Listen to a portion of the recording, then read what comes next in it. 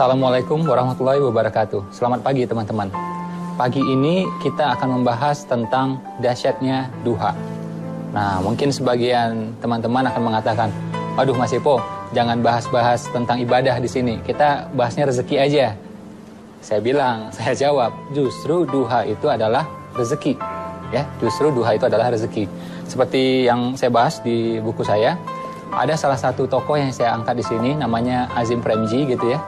Dia adalah salah satu orang terkaya di India. Ternyata salah satu rahasia sukses dia adalah duha, ya, sholat duha.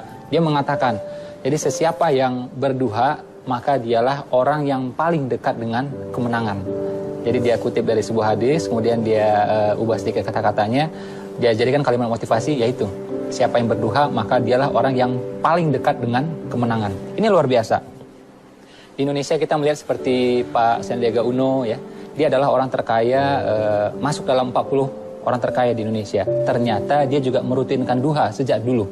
Rutin loh, bukan sesekali. Dan kita lihat lagi di Indonesia, ada lagi contoh-contoh yang lain ya. Seperti pemilik Semerbak Coffee, namanya Pak Iwan Agustian. Itu ratusan cabang di Indonesia.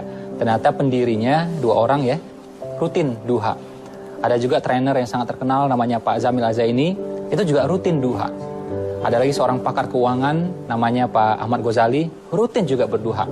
Ada lagi motivator yang lain di bidang entrepreneurship, di bidang wirausaha, namanya Mas Jaya Setiabudi. Ternyata dia juga rutin berduha. Ya, nah ternyata duha itu memudahkan urusan-urusan kita. Waduh Mas Ipo, nggak ada waktunya nih, kita buru-buru nih. Kita di kota besar nih, ya pagi-pagi jam 8 udah ngantor. Saya bilang, justru kita buru-buru, kita duha. Nanti nggak buru-buru lagi. Jadi duha itu akan melapangkan waktu kita. Ya, saya ulang sekali lagi, duha itu akan melapangkan waktu kita, bukan membuang waktu. Jadi saran saya bagi teman-teman yang rush tiap hari, buru-buru tiap hari, coba pegang duhanya. Ini akan melapangkan waktu kita, akan mencukupkan rezeki kita. Saya teringat dulu ya, ketika saya pengen jodoh lah, ya, wah menarik nih ya. Jadi ketika saya pengen jodoh waktu itu, saya pengen jodoh saya, calon istri saya, orang yang merutinkan duha. Nah, jadi saya mikirnya dibalik aja. Kalau saya pengen jodoh saya seperti itu, apakah saya seperti itu? Ternyata saya kadang duha, kadang tidak. Nah, akhirnya saya mulai merutinkan. Dan saya mulai meningkatkan waktu itu. Ini subhanallah, hanya berapa bulan setelah itu, saya ketemu tuh dengan dia. Jadi, ketemu kita beneran. Saya duha, dia juga duha, ketemu. Walaupun kita sebelumnya tidak pernah bertemu. Dan nggak pakai lama, setelah itu kita langsung menikah waktu itu. Jadi duha ini benar-benar rezeki, bukan semata-mata materi, bahkan juga bisa waktu, bisa jadi juga kemudahan urusan, bisa juga jodoh, kayak kasus saya tadi gitu. Nah, makanya kita akhirnya di bisnis saya ya, di TK Khalifah, saya mengajak guru-guru dan siswa-siswa di sana, TK loh, anak-anak TK loh, untuk merutinkan duha. Jadi sebelum mulai aktivitas gitu ya, mereka wudhu dulu, kemudian duha. Ini luar biasa. Begitu dia wudhu, ternyata anak-anak itu tenang. Karena anak-anak tuh biasanya kan ini nih, ya biasalah anak kecil ya, heboh gitu. Nah, itu tandanya sehat. Nah, cuma mau belajar ini kan perlu tenang. Karena itu dia wudhu dulu, kemudian dia duha. Efeknya tenang luar biasa. Semenjak ya, jadi ketika waktu itu saya minta seluruh tim saya berduha waktu itu di TK Khalifah, itu TK kita langsung pertumbuhannya luar biasa. Jadi dari 4 cabang langsung naik 15 cabang, terus naik lagi sampai 70-an cabang di seluruh Indonesia. Nah, akhirnya tanpa saya minta pun, akhirnya seluruh tim sekarang ya alhamdulillah rutin berduha.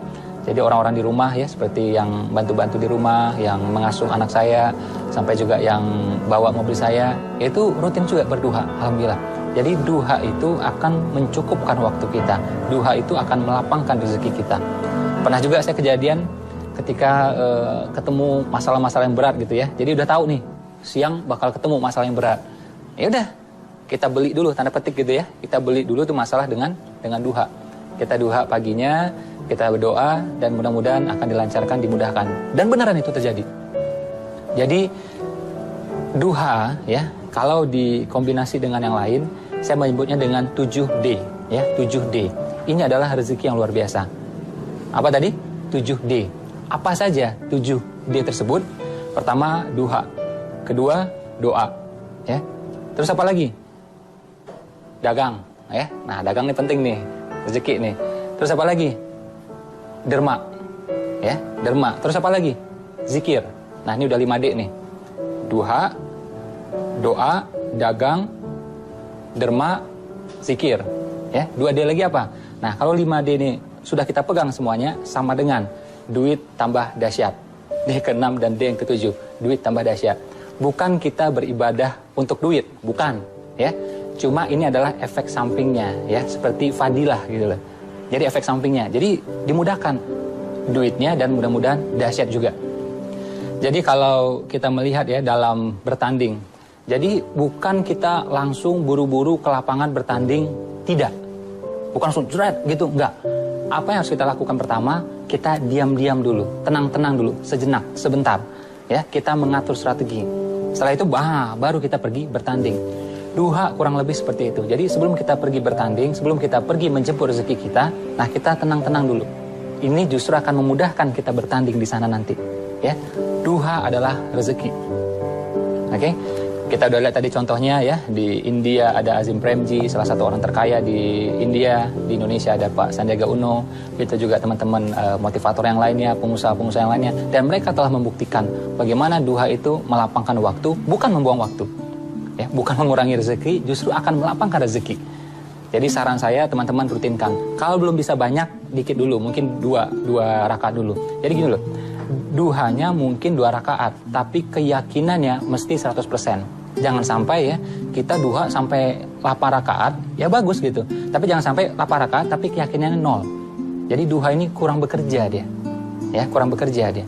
Nah, jadi pastikan keyakinan 100% semuanya. Doa, usaha, ikhtiar, amal, action, termasuk juga duha, harus dengan keyakinan 100%. Oke? Itu saja untuk pagi hari ini. Assalamualaikum warahmatullahi wabarakatuh. Selamat pagi teman-teman. Semoga berkah berlimpah.